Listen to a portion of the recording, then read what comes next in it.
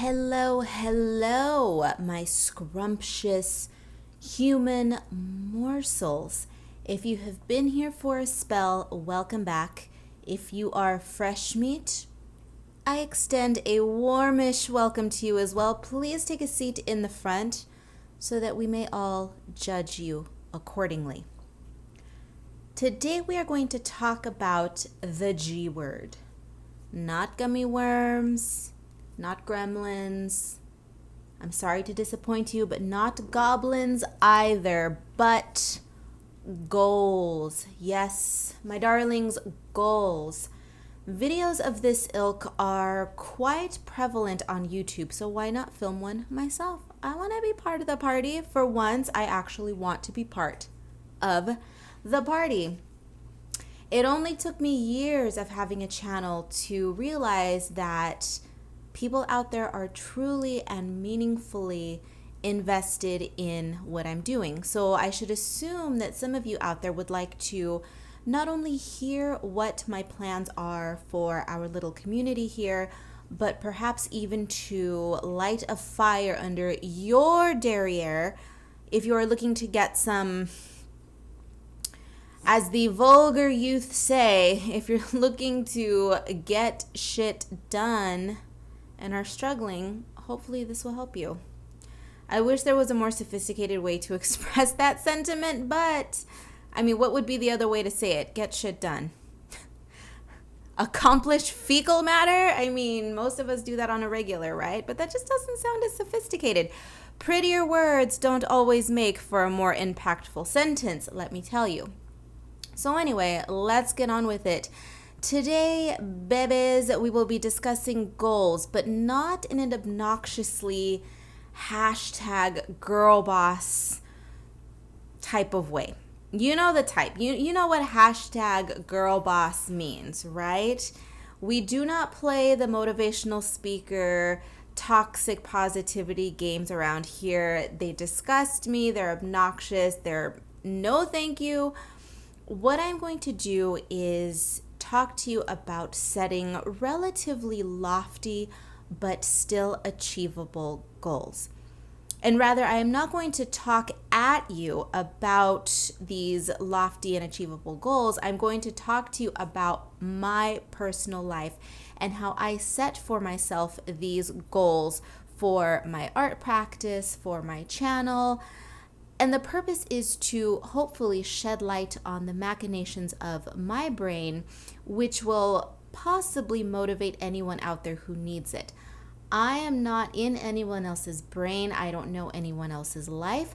So I am not here to preach to anyone about what they should do. I'm not here to tell you to do this, and this because I do it and it's the best way to do it. No, that's not what I'm here to do. I am telling you what I am doing so that you in turn can possibly glean whatever tidbits of advice you deem to be useful and applicable to your particular situation. We are all different. What I do may not work for everyone, but some of what I have to say may be useful. If you hear me pausing and you hear my nails clinking on my water bottle or my coffee, forgive me. I'm always double fisting the drinks. You know this if you've been here for a while. So, in a world of outrageous aspirations, you know the type, I want to live a luxurious, minimalist lifestyle as a millionaire, and I want to show all of Instagram and TikTok and Pinterest all of my material possessions. That's not me. I do not aim for the same. I simply don't find enjoyment in that. Would I enjoy being a millionaire? Listen, as I hesitate to use the word humble as I am, but as realistic as I am, I'm not going to lie. Would I not enjoy being a millionaire and being financially stable? Oh my God, yes. I would love to be a millionaire. Yes. But it would probably not be for the reasons that most of you might expect. I would not blow my money on a fancy mansion or a fancy car. Oh, I would purchase nice things. Absolutely. You know I love clothing. But I am not interested in the flex. That is not my style. That said, the reason that I keep my aspirations on an achievable level of loftiness is simple. I'm going to throw out, we already threw out the G word, but I'm going to throw out the big M word. Motivation. Motivation, my dears. Motivation is my reason for setting lofty, yet achievable, aspirations. As a millennial, for better or worse, my people tend to be a little embarrassing, but as a millennial, shout out to my fellow millennials out there, my people tend to throw around the word manifestation a lot. They sit around with their Starbucks or canned rosé, listening to freshly pressed, brand new that they just purchased on Amazon or Target, reissued vinyl records as they rub the crystals that they just ordered from Urban Outfitters together, and they talk about manifesting. No. Sorry, I am not here to manifest out of thin air. I am not going to complain and make mood boards until my fingers fall off. I am here to work hard to achieve what I want. I do not dismiss the concept of manifestation altogether. Not at all. I believe in working toward manifesting. I believe in the get off your ass to go get what you want type of manifestation. I'm not rubbing crystals around. Yes, I'm burning all of my scented candles because, hi, millennial, we love our scented candles. I burn my candles. I burn my incense. But I'm not going to sit here and will it into existence. I'm going to work towards what I want. So this is why I set goals that are achievable, not by sitting around and rubbing crystals together, but by actually getting off my butt and doing something to achieve said goals. Yes, there are a lot of expenses, so many expenses, and so many failures along the way, so many disappointments, blood, sweat, and tears, all of that, so much of that. But I keep it moving, dust myself off, keep it moving, and work towards achieving what I want. The benchmarks that I set for myself, yes, they are tough to reach, but possible. Think of it like exercising or dieting. If you want to achieve a goal weight or a level of speed or strength, whatever it is that you active folks do, it's totally possible if you do the work. I should know. I despise overexertion, but I also must maintain a specific body weight in order to fit into all of the unforgiving vintage clothing pieces that I own. Sequins and taffeta are not forgiving, folks. And although I applaud everyone out there for preaching about their body positivity for themselves, listen, baby, you can be whatever size you want, and I'm going to be right there in your corner, clapping my hands, throwing confetti, doing everything for you that you want. That's perfect. I support you, but that's not for me. I enjoy a healthy bit of self-loathing because I love clothes, and I gotta torture myself with salads more than I would like for the sake of the greater good. The greater good being all of the sequins, all of the taffeta in my closet. If I eat too much, I can't fit it. So if that means I have to look myself in the mirror every few days and go, you need to lose a little bit, so be it. No pizza for a week. Boo-hoo. So let's go ahead and break down my goals into channel goals, art goals, three main points. So let's discuss 3.5 points, I guess. I'm going to be covering channel goals, general creative goals. I'm going to touch on my Etsy shop and then my Patreon goals. Patreon goals. So let's go. Let's discuss. Let us begin with channel goals. When I started this channel a couple of years ago, I set one goal initially, which was to reach 100 subscribers. As I achieved that, I then raised the bar a little bit and I set a goal for 500 subscribers, then 1,000, and so on. My channel has been rather stagnant for about a year or so. I have been floating at around 2,000 subs, and I suppose stagnant isn't the right word, but the trajectory hasn't been a strong one, right? I've been slowly, gradually inching up, so it's kind of stagnant, not really, just a slow trajectory overall. I've been floating at around 2,000, and that's a good number. I'm not going to dismiss that. It's a respectable number, but I would, of course, enjoy a broader reach. Now, why is this? Is this a vanity project? No, not necessarily. But my reason for wanting a larger audience is frankly a no-brainer. I will not sit around and pretend that I, quote unquote, don't do it for the views. I don't want the attention. I don't need the attention. No, I'm not going to lie to you guys. I am an artist. Of course I do it for the views. I create things and I put them on Instagram and I put them on YouTube in the hopes that someone's going to look at it. Now, I'm not out there searching for approval. I'm not out there putting out content that I know for a fact people are going to resonate with and enjoy. No. I'm doing my thing and I'm putting my thing out into the world, hoping that people enjoy my thing.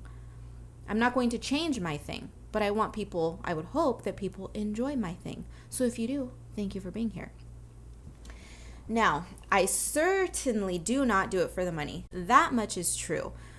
For the sake of transparency, everybody have a seat, clutch those pearls. I'm going to let you in on a big, deep, dark secret that nobody tells you about. Nobody talks to you about their earnings on YouTube. Well, I'm not afraid to tell you that I currently am earning, are you ready? Are you seated? Are you clutching those pearls, girl? I earn a whopping $10 to $15 per month. 10 to 15 whole dollars, guys. And that is, keep in mind, that is pre-tax. So in reality, I am earning less than that. Clearly, I am not here for the money. I have been doing this now for approximately 2 years? If I was in it for the money, you think I'd still be here? No. I'm not here for the money, but I am here to spread the, let's call it my spooklette gospel.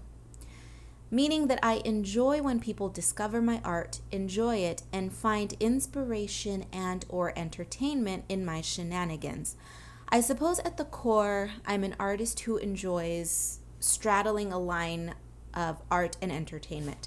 I am not at all hell-bent on spreading some deep, profound messages to the world. That's not my end game. I am here simply to make myself feel good by creating the artwork, but to make people feel good as well.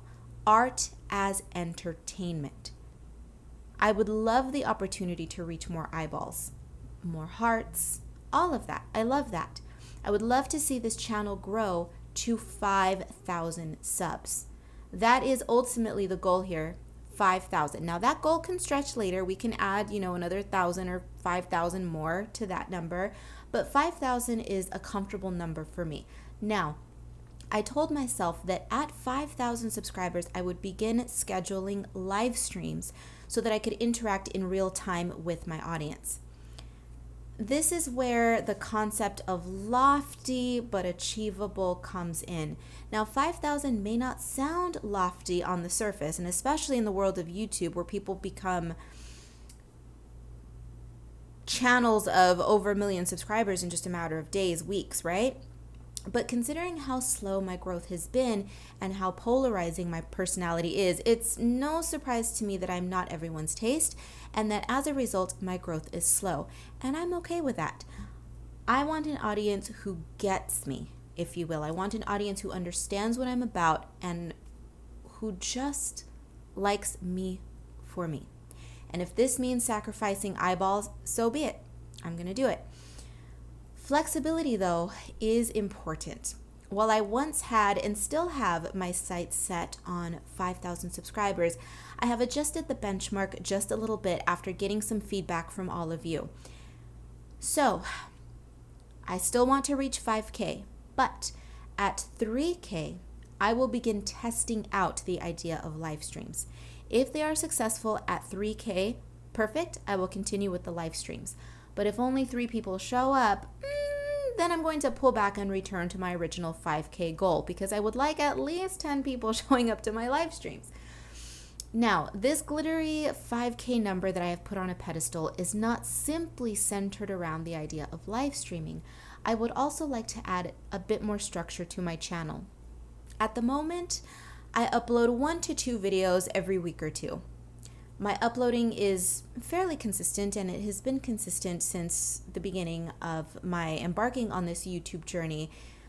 And I upload whatever video I'm in the mood for. It could be a color and chat, an illustration video, a vlog. Sometimes it's back-to-back, 2 color and chats, 2 vlogs. It's just whatever I'm in the mood for. A larger audience, though, will provide incentive for me to actually begin to structure and to schedule the videos that I film. Now, some of you might be thinking, but Karla, that feels like work. Your passion should never feel like work, which is true. That's a fair sentiment to have. I get it. That's a perfectly fine opinion. But the thing is, I do enjoy structure. If you understood the way that my mind works, you would understand the dramatic difference that just having a little bit of structure in my day has on my life. I am a disciplined individual, yes, but when left entirely to my own devices, I am not the greatest at parsing my time and scheduling effectively. I get easily distracted and find myself working on too many things at once as opposed to simply focusing on 1 or 2 projects every day and rotating. A schedule makes me more productive. It's just the reality, and it's something that I've learned in the past couple of years. A larger audience will allow me to focus. Long story short, at 3,000 subscribers, I will be able to test out live streaming, and at 5K, I will begin scheduling content. Vlogs, color and chats, illustration videos, sketchy Saturdays, all of those videos will get their fair share of time on my channel, but with a little bit more structure. I will never become one of those content creators who pushes content just for the sake of pushing content, but I do welcome a little bit of structure. Now let's get into goals for my art practice. I have been in a bit of a battle royale with myself for years over art production. I have too many ideas, only 2 wrists, one of which I use for art. The other one doesn't do much because unfortunately I am not ambidextrous and I have not enough hours in the day. This has caused me to essentially destroy my wrist, quite literally, through overwork. This year was a wake-up call. I have been dealing with my longest tendonitis flare-up, and though things are healing, I am now forced to deal with the reality that I must take better care of myself. I will be scaling back on the amount of hours I spend per day on the actual physical process of creating work, but I will not be stopping any of my projects. I was working obsessively from morning to night just about every day on artwork, and that's just not healthy. So in order for me to continue being an artist, I need to work physically a little bit less. Working a little bit less is better than not working at all. So that's a bit of an obstacle course that I'm working through right now. I'm stuck in the cobwebs, but I'm learning to navigate this new reality of mine. And we will continue, and we're going to be okay. No worries. Don't cry for me. We're good. In terms of coloring books, I don't see my schedule changing. For the past few years, if you are new to my channel, I release coloring books. Some of you found me from my coloring books. Some of you who are new, who have come from my illustration work, have no idea. But yes, I do make coloring books. And from, I want to say, year 2 or year 3 of me creating coloring books, I kind of found my groove of releasing 3 to 4 books per year.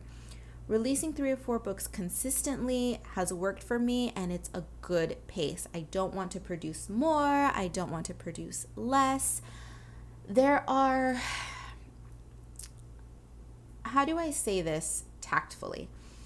There are plenty of coloring book creators out there who kick out several books, not per year, but per season. And I have zero desire to be one of these individuals. These people do not interact with their audience. They do not care to improve their skills. They simply want to crank and crank and crank out work just to earn a buck. I do not ever want to be put into a category with these people. Never, ever, ever. No, thank you. I'm not interested. My audience deserves better, and I personally want to grow as an artist with each release.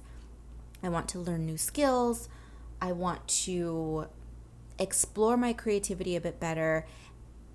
The more enjoyment I find in the creation process of my books, I can pass on that energy to the people who are consuming my books.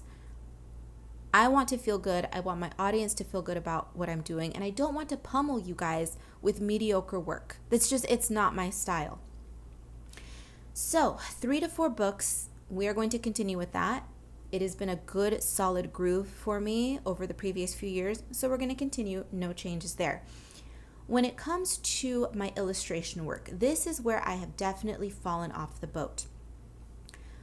There was a time in my life when I would create several illustrations, large illustrations. I'm talking 11 by 17, 12 by 18, 18 by 24, big ones. And I would create them often, all the time. Now, granted, this was back when I had less responsibility, fewer bills, and all that kind of stuff. And my life has changed.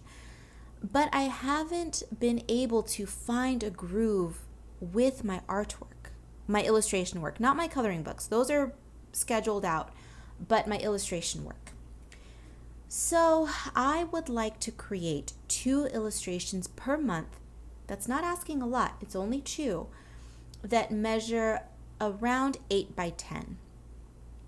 Not too large, not too small, just right. So within the course of 30 days, I would like to create 2 illustrations that are 8 by 10, and then anywhere from 2 to 4 illustrations that are smaller in size, whether they be my 4-inch by 4-inch miniatures or my 5 by 7s or 6 by 8s.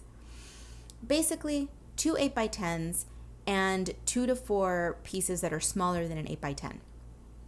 This is neither too much nor too little. 8 by 10 is a perfectly workable size, and the 4 by 4s are just plain cute. I think 2 8 by 10s, perfectly reasonable, and then 2 to 4 smaller pieces, perfectly reasonable. That gives me enough breathing room to focus on originals in a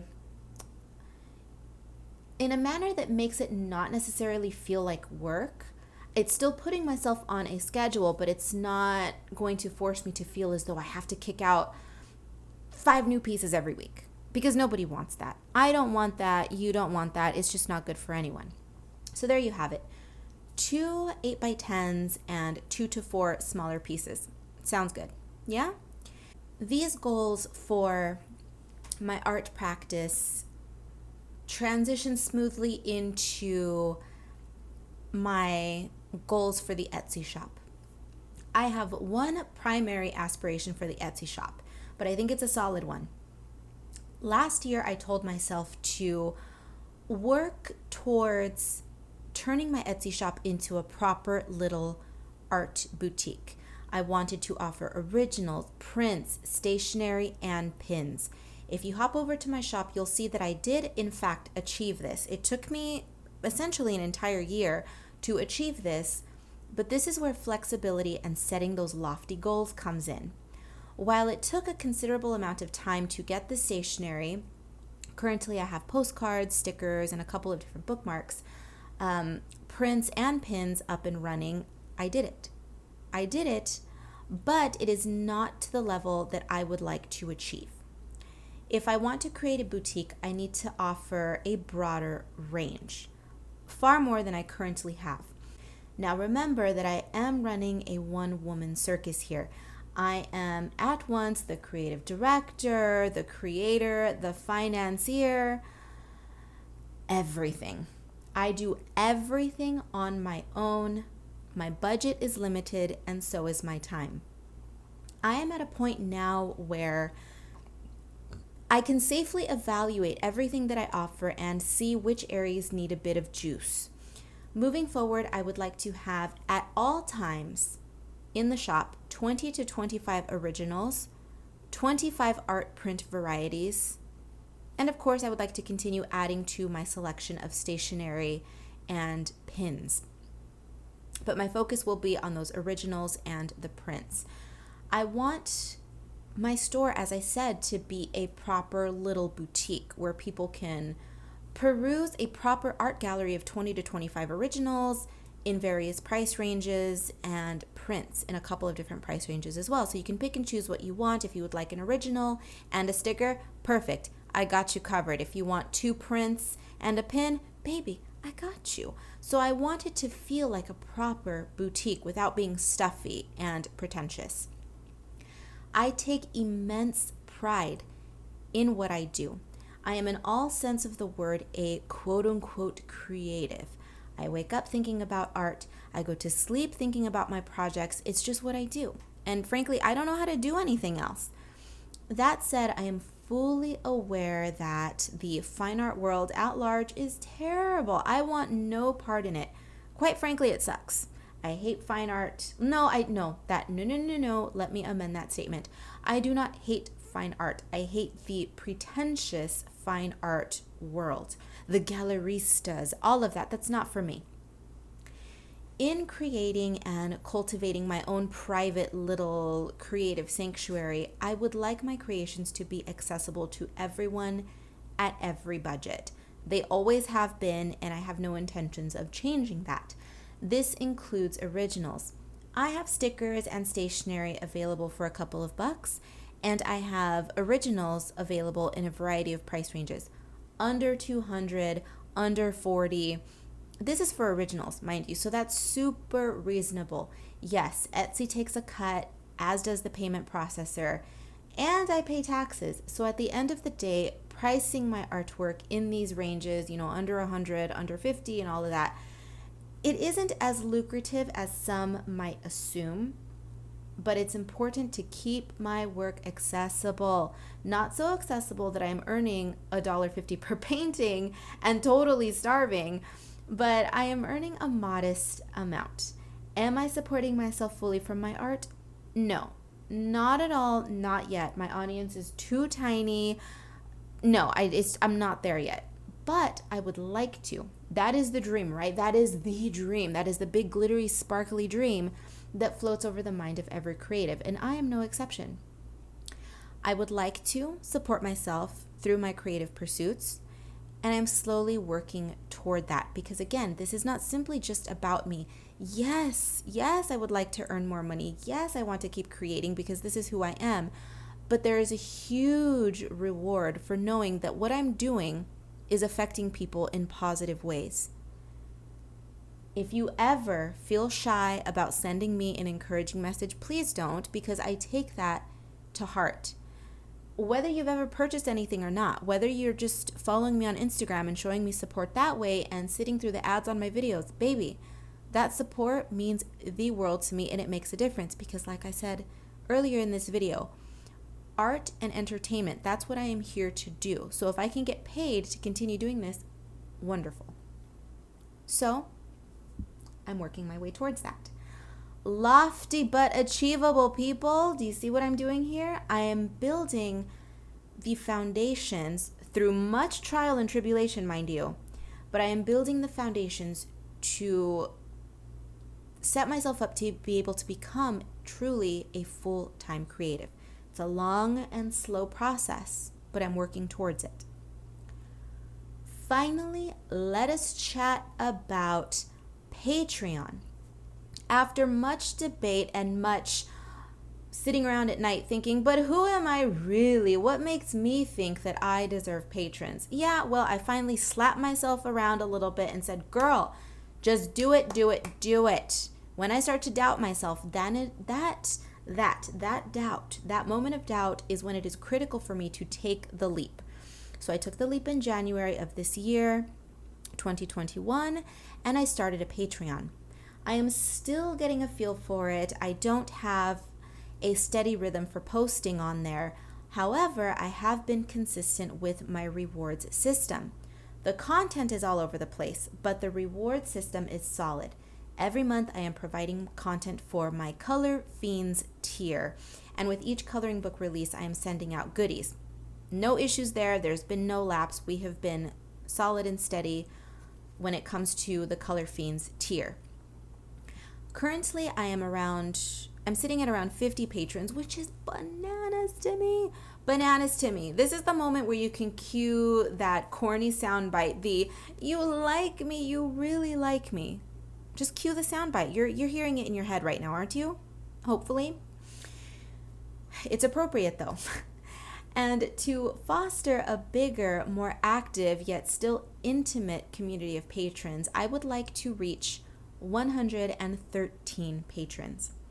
If and when I reach 113, we can revisit this entire goal setting conversation and raise the number a little bit. But for the moment, 113 is what feels good to me. As I'm fluttering at around 50, 113 is lofty but achievable. That said, let's take a moment to plug my Patreon, shall we? If you are interested in joining my Patreon family, I currently offer 2 tiers.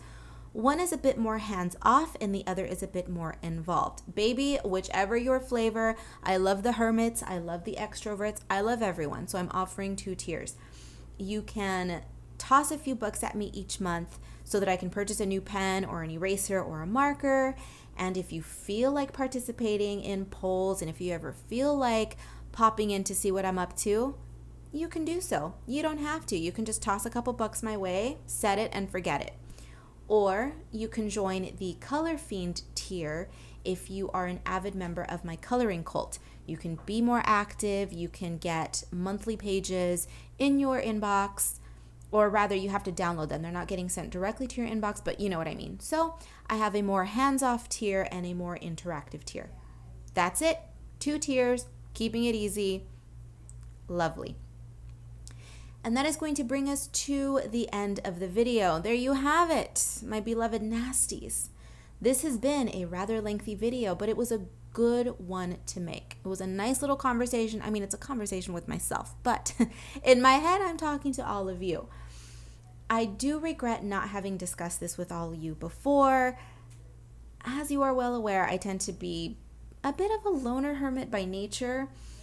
Not necessarily an introvert, but I am definitely a loner and hermity by nature, and I do not often realize that my audience, in fact, truly does wish to hear what I have to say. I appreciate when you all give me content suggestions and ask me questions. This is so crucial. It is so important to me because it is a reminder that there are people out there watching, listening, and who are interested in my freak show. I want you here, and I would like to hear your voices every once in a while. That's not a big ask, is it? I love you guys. I do. So take a look down below. As always, everything that you need to know will be down below. Links to my socials, to my shop, my website, and of course, my Patreon.